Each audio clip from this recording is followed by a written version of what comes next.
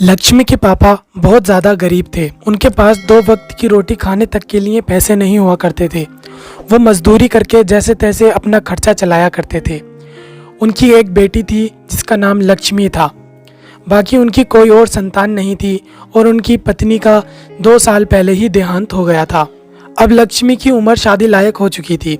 अब उन्हें उसकी शादी की टेंशन सताने लगी थी क्योंकि उनके पास इतने पैसे नहीं थे कि वो लक्ष्मी के लिए ज़्यादा से ज़्यादा दहेज कर सकें या फिर ज़्यादा मेहमानों को खाना खिला सकें।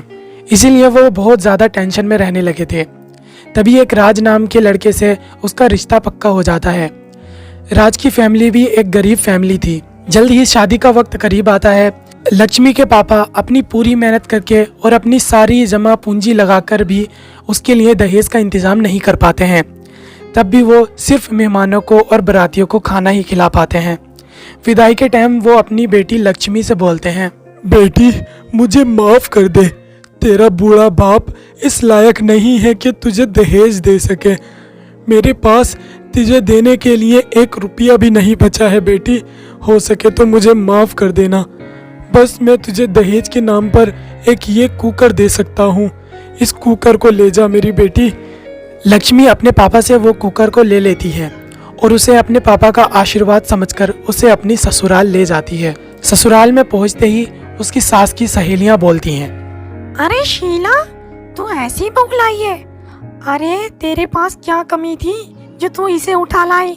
इतने ज्यादा गरीब घराने की बहू लेके आई है तू कि एक दहेज न ला सकी और एक कुकर लाई, वो भी पुराना, सदियों पुराना कुकर है ये। तू तो कट गई। इसके मैके वालों ने तो तुझे काट ही लिया।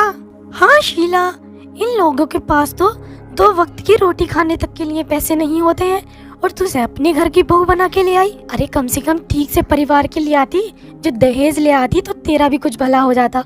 तू तो बिल्कुल अपने ही तरह बहू ले आई। इस तरह वो सब उसकी मजाक बनाने लगते हैं। उसकी सास का ये सब सुन के खून खोल उठता है और वो गुस्से में बोलती है, अरे तुमने सब खा लिया ना, अब जाओ यहाँ से। यहाँ पे तमाशा देखने आ गई हो, चलो भागो सब यहाँ से। हाँ हाँ जा तो रहे हैं, अब बेचारी करेगी भी क्या? ऐसी तो हमें भगागी, अब आएंगे भी ना तेरे घर खुले। और इस तरह वो औरतें मुंह टेढ़ा कर करके वहां से चली जाती हैं। उसके बाद शीला अपने पति पर बरसने लगती है। अरे ये कैसी गरीब बहू ले आए, सब में मेरी मजाक बनवा दी। अगर दहेज के कुछ पैसे लाती तो उससे कुछ हमारा भला हो जाता, हमारा बेटा कुछ बड़ा कारोबार करके बैठ जाता या फिर हम कुछ काम कर लेते। लेकिन तुम तो इस गरीब को उठा लाए। अब मैं क्या करूं? सब में मेरी नाक कटी फिर रही है। सब यही कह रहे हैं कि शीला तो अपने ही तरह बहू ले आई। अरे शीला, तुम इतनी क्यों गुस्सा कर रही हो? नई नई बहू अभी आई है घर में, तुम अभी से शुरू हो गई। बेटा तुम अपनी भाभी को अंदर लेके जाओ। जी पापा। चलो भाभी, कमरे में चलते हैं। लक्ष्मी की नंद उसे कमरे में ले जाती है।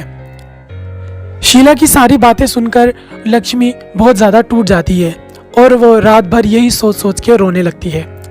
अगली सुबह वो जल्दी उठती है और ससुराल का सारा काम खत्म करती है। उसके बाद वो अपनी सास के पास जाती है और बोलती है, माँ जी, आज मेरी ससुराल में पहली रसोई है। आप बता दीजिए मुझे क्या बनाना है, मैं वही आपको बना दूंगी। हाँ देख ले बहू, ये थोड़ा सा राशन है, इसी में ही तुझे स्वादिष्ट खाना बनाना है। छोले पूरी बना ले और हलवा बना ले और अपने ससुर के लिए रोटी डाल देना, वो पूरी नहीं खाते हैं। इतना बोलकर उसकी सास वहां से चली जाती हैं। लक्ष्मी सोच में पड़ जाती है कि इतने सारे राशन से वो इतने ज्यादा खाना कैसे बनाएगी। अरे राशन तो बहुत थोड़ा है और माँ जी ने इतना ज्यादा काम बता दिया, अब मैं कैसे करूँगी ये सब? चले जो भी होता है देखते हैं। शुरुआत में अपने पिताजी के दिए हुए कुकर से करती हूँ। फिर वो उस कुकर को चूल्हे पर चढ़ाती है। जैसे ही वो चूल्हे पर चढ़ाती है, उस कुकर में से रोशनी निकलने लगती है। लक्ष्मी उस कुकर के अंदर जब झांक कर देखती है तो उसमें से तरह तरह के पकवान निकलने लगते हैं। जो जो उसकी सास ने बनाने के लिए बताया वो सब उसमें से निकल आए। उसके बाद उस कुकर का मुंह बन गया और वो बोलने लगा, लक्ष्मी, मैं तुम्हारे दादा परदादा के जमाने का कुकर हूँ। मैं बहुत पुराना हो गया हूँ, लेकिन किसी ने मुझे आज तक किसी ने नहीं फेंका क्योंकि मैं एक जादुई कुकर हूँ और मैं गरीब और बेसहारा लोगों की मदद करता हूँ। तुम बहुत दयालु लड़की हो और तुमने गरीबी भी बहुत देखी है, लेकिन अब तुम्हारी सारी गरीबी दूर हो जाएगी और तुम्हारे ससुराल में मैं तुम्हारा साथ दूंगा। तुम मेरा बना हुआ खाना अपने ससुराल वालों को खिलाओ, फिर देखना सब अंगुलियां चाटते रह जाएंगे। ये सुनकर लक्ष्मी हैरान हो जाती है।